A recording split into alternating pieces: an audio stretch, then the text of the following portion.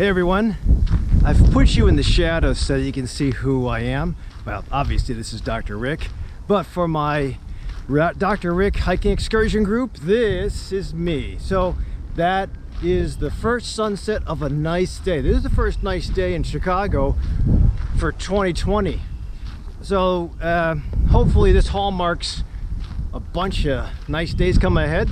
But if you follow me on the Dr. Rick hiking excursions, you'll know that I'm trying to get my group, or at least me, back to 14,000 feet August 28th. And that's I think a Friday or Saturday, I forget. But the idea would be we really have to start training now before it gets to be a last minute thing. So, you know, schedules get in the way and priorities come up, but what I did last time was I was able to make it up to 14,000. Barely. 14,004. And I missed the top by like 60 feet or 40 feet. And that just bugs me. So, I guess for my defense, I didn't train.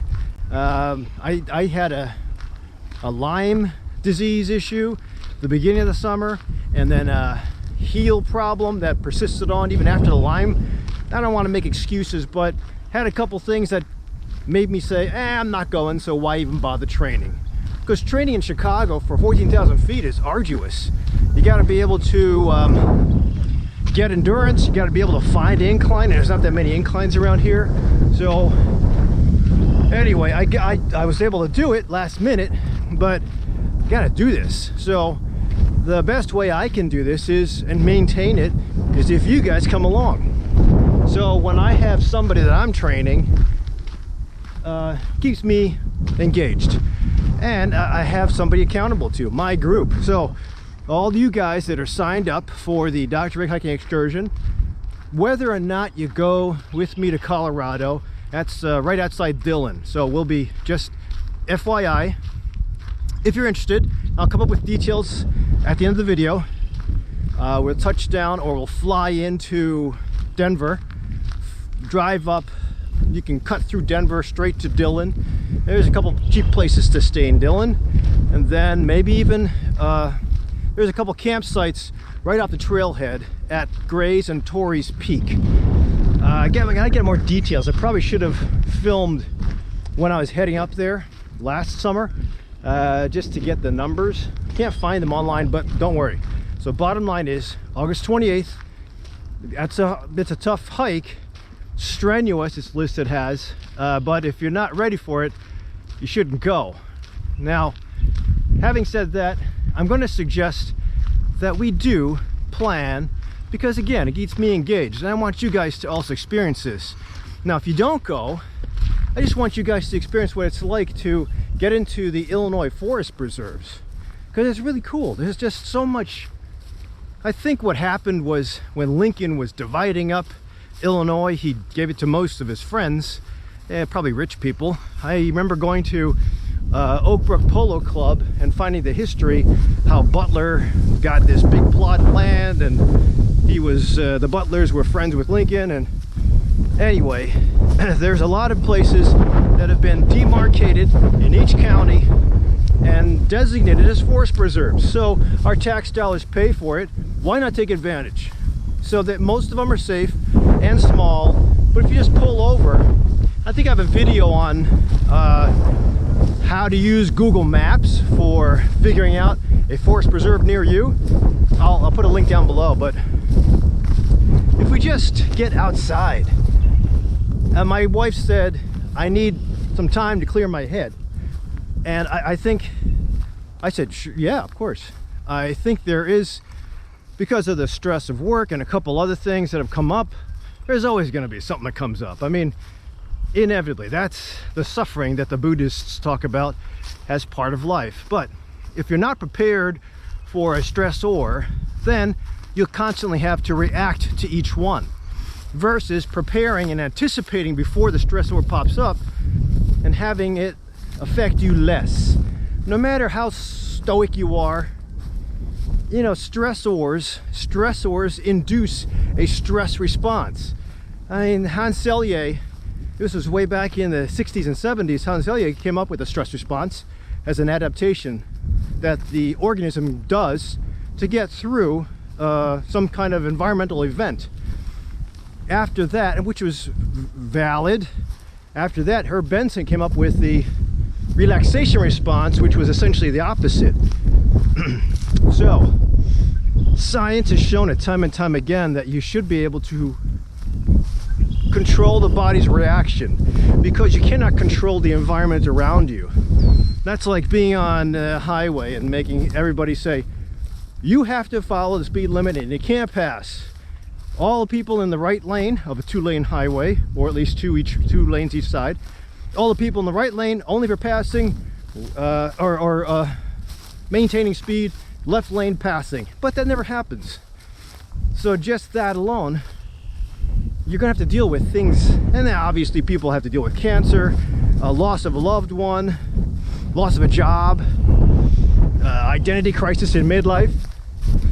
So I think that we are not in control of the universe. The only thing we control is the response we have. And one of my friends had sent me a message about how come, in fact, I'll probably do a minute clinic for him. Ed had sent a message, why is the weight loss stalling now? I'm doing this, I'm watching macros, BMR, body mass, or I'm sorry, basal metabolic rate is this, I'm maintaining it. These are my percentage.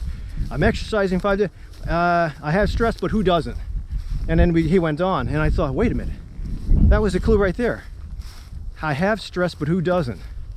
Well, I think that the stress response, if that's the only missing link, that could be the weak link that's making it difficult now to lose further weight.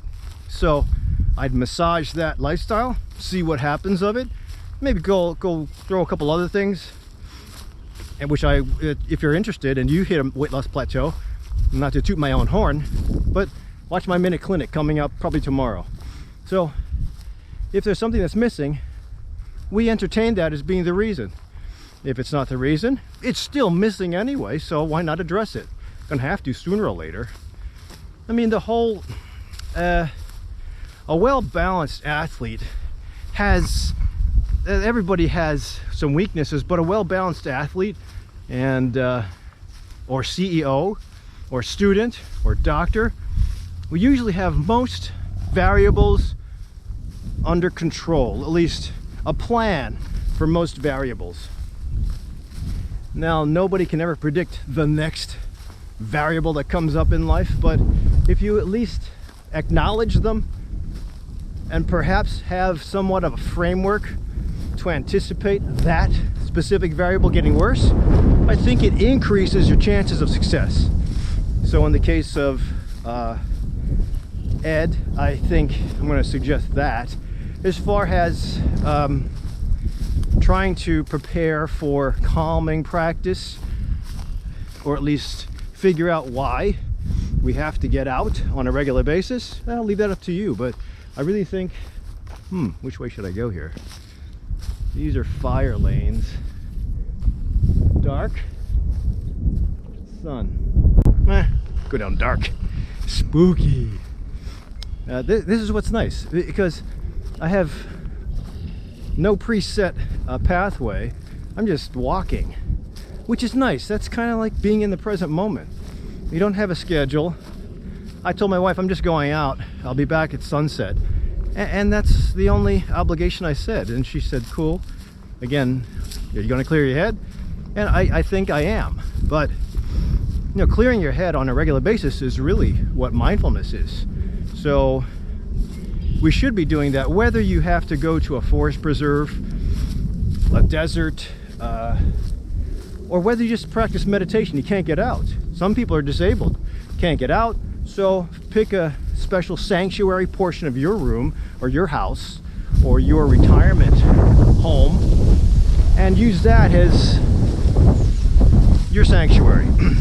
Get there, dedicated twice a day, and the theory is that if you at least practice some form of mindfulness twice a day, it will increase the amount of healthy hormones, serotonin, oxytocin, and decrease, you can't have both, it's one or the other.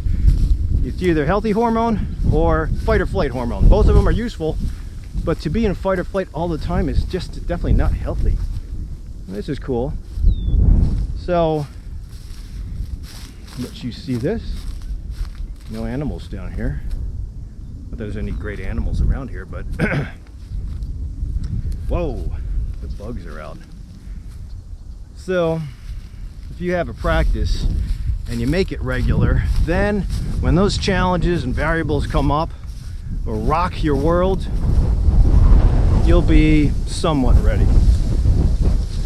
Versus tackling probably one or two standard variables, but then some very significant variables that can rock the foundation of life stability. So if you wait till the last minute, just like this corona thing, if you wait until everything is spread, you're not going to contain it. You'll just be delaying the spread of the disease. If you get everybody, although it might cause a little bit of anxiety, if you get everybody prepared and give them knowledge, you can get in front of the disease. If it doesn't hurt everybody, cool, but at least you prepared and you don't have to keep on chasing stuff. So that's the reason I try to get people out. That's the reason I try to get to nature. That's the reason why I meditate twice a day, 4-7-8 breath, or shoulder rolls. I think it does the best for me. So do I have to work on it further? Definitely. I got a lot of stuff I got to work on. And it reminds me I got to make an appointment with my psychologist and my acupuncturist, but you know, I'm working on it. So as far as this thing in August, if you can try to train on your own, I can't guarantee that we'll all get there in one plane, but if you can try to at least train on your own, whether you come or not, it'll be fun to just train. I'm going to try to schedule, bottom line is I'm going to try to schedule I kind of like that water, a once a month excursion locally. You guys get used to that. That means we only have 5 months left before August. This month is going to be probably some big hike, and then April, May, June, July. So by August, we'll really, if that's the time you're going to start training, that's probably too late. But what I would suggest is that just in case we don't make it as a group, get somebody to train with you for at least once a month for the next 5 months. And hopefully, if we don't make it as a group, you guys, I'll give you the coordinates, I'll give you the ideas. We'll start planning together or individually. Your team, your buddy, and you will be able to make it. If you don't make it to Colorado, your buddy and you would have done training once a month. I mean, big deal. It'll be a nice group endeavor. Guarantee you one of these, especially after this coronavirus is done, one of these years we're going to tackle something bigger than Colorado. So I plan to go to Everest in 2023. So 2020, if I do at least Colorado easily. 2021, thinking about Machu Picchu. 2022, probably going to Africa. It seems like it's a very well thought out hike to the top of Kilimanjaro. And then 2023, the big one, work in the ER on top of Everest. So that's my plan. Will I get there? I don't know, but if I train for it, it keeps me engaged for the next until I turn 60. If I didn't have that and I did it, I just planned my life day by day, week by week, month by month, I think I'd be disappointed. So what I'm trying to do is prepare for something really cool. Keeps me engaged, keeps me accountable to you guys, and we have a community. So I'll start announcing the meets for March. Please pay attention. I'll put the schedule on Facebook, Dr. Rick Hiking Excursions, and I'll put out a couple of videos on YouTube, Herbal 411 hiking, and we'll see. But regardless, it's now spring, thank God. And so start training, all right? I'll see you guys on trail. Otherwise, see you at the next video. Thanks.